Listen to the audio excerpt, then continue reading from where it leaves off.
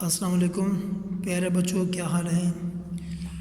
آج ہم کلاس نام اسلامیات موضوع مطالعہ کا سبق نمبر 2 کا سوال نمبر 3 پڑھیں گے، جو کہ ختم نبوت کے بارے میں بنتا ہے۔ اس کے اندر ہم پڑھیں گے ختم نبوت کا مفہوم۔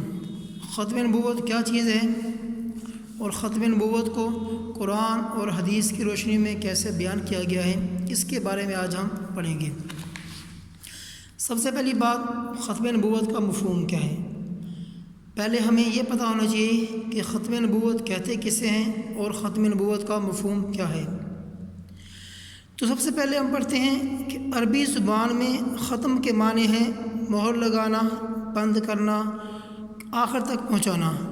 یعنی ختم کے معنی کیا ہیں؟ مہر لگا دینا، بند کر دینا، کسی کام کو آخر تک پہنچا دینا، کسی کام کو پورا کر کے فارغ ہو جانا، یہ ختم کہلاتا ہے۔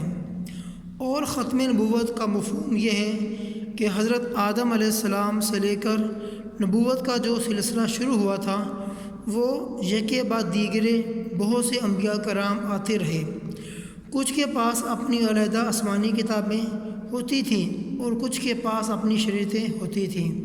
کچھ اپنے سے پہلے انبیاء کی کتابوں اور شریعتوں پر عمل کرتے تھے۔ یہ سلسلہ حضرت محمد صلی اللہ علیہ وسلم پر آ کر ختم ہو گیا۔ آپ آخری نبی ہیں، آپ پر دین مکمل ہو گیا۔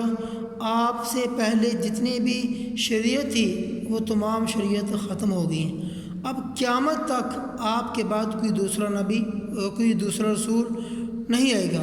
اس عقیدے کو عقیدہ ختم نبوت کہتے ہیں۔ اب قرآن مجید میں ختم نبوت کو بہت سی ایسی آیات ہیں جن کے اندر ختم نبوت کا مفہوم بیان کیا گیا ہے۔ کہ بس 100 سے زیادہ ایسی آیات ہیں جن میں ختم نبوت کا مفہوم واضح ہوتا ہے۔ ان میں سے ہم چند ایک یہاں پر ذکر کرتے ہیں۔ سب سے پہلے کہ ختم نبوت کا اعلان قرآن کی روشنی میں کیسا ہے۔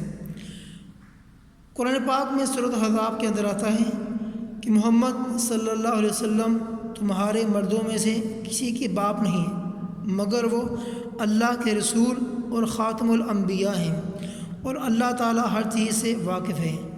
یعنی یہ جو سورۃ الاحزاب کی جو آیت ہے، اس کے اندر یہ اعلان کیا جا رہا ہے کہ محمد اللہ کے آخری نبی ہیں، آپ کے بعد کوئی اور نبی نہیں آئے گا۔ آگے فرمایا جامع شریعت اور ختم نبوت۔ جامع شریعت اور ختم نبوت کیا ہے؟ کہ اللہ تعالیٰ نے آپ پر دین مکمل کر دیا، آپ کی شریعت مکمل کر دی اور آپ کی تعلیمات، ہدایات مکمل کر دی۔ اب اس سے لیے آپ کے بعد کسی دوسرے نبی کی کوئی ضرورت باقی نہ رہی۔ آگے فرمایا کہ محفوظ شریعت اور ختم نبوت۔ اللہ تعالیٰ نے آپ پر نازل کردہ کتاب قرآن مجید کی حفاظت کا وعدہ فرمایا ہے۔ یہ کتاب 1400 سال گزرنے کے باوجود اس شان سے محفوظ ہے کہ اس کے ایک حرف میں بھی کوئی رد و بدل نہیں ہو سکا۔ اس کتاب کا ایک حرف محفوظ ہے۔ قرآن پاک میں آتا ہے بے شک اس ذکر کو، یعنی اس قرآن کو ہم نے نازل کیا اور ہم ہی اس کے محافظ ہیں، یعنی حفاظت کرنے والے ہیں۔ آگے فرمایا تکمیل دین اور ختم نبوت، یعنی کہ دین مکمل اور ختم نبوت کا مفہوم کیا بنتا ہے۔ آپ صلی اللہ علیہ وسلم کی تشریف آوری سے ہدایت کا سلسلہ اپنے اتمام کو پہنچا، یعنی ختم اپنے مکمل ہونے کو پہنچا۔ قرآن پاک میں آتا ہے آج میں نے تمہارے لیے تمہارا دین مکمل کر دیا اور تم پر اپنی نعمت، یعنی جو نبوت اور رسالت کی جو نعمت تھی، اس کو پورا کر دیا اور تمہارے لیے اسلام کو بطور دین پسند کر دیا۔ یہ تو تھی کچھ آیات جو قرآن کی روشنی میں ہم نے ختم نبوت کے بارے میں پڑھ لی۔ اب آگے ہم پڑھیں گے احادیث کی روشنی میں ختم نبوت کا مفہوم کیا ہے۔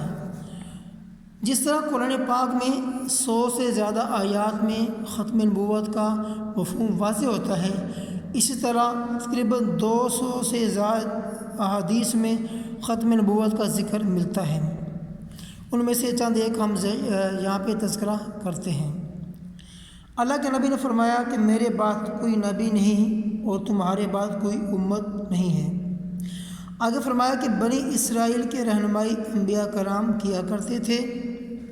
جب ایک نبی وفات پا جاتا تو دوسرا نبی اس کا جانشین ہوتا، مگر میرے بعد کوئی نبی نہیں۔ اگر فرمایا میری اور مجھ سے پہلے گزرے ہوئے انبیاء کی مثال ایسی ہے جیسے ایک آدمی نے عمارت بنائی ہو اور خوب حسین و جمیل عمارت بنائی ہو، مگر ایک اینٹ کی جگہ خالی چھوڑ دی ہو، وہ اینٹ میں ہوں۔ آگے فرمایا کہ اللہ کے نبی نے فرمایا کہ میں آخری نبی ہوں، اگر میرے بعد کوئی نبی ہوتا تو وہ عمر بن خطاب ہوتا، لیکن میرے بعد کوئی نبی نہیں ہے، اس لیے میں آخری نبی ہوں۔ امید کرتا ہوں آج آپ کو یہ ختم نبوت کا مفہوم صحیح طریقے سے سمجھ آ گیا ہوگا۔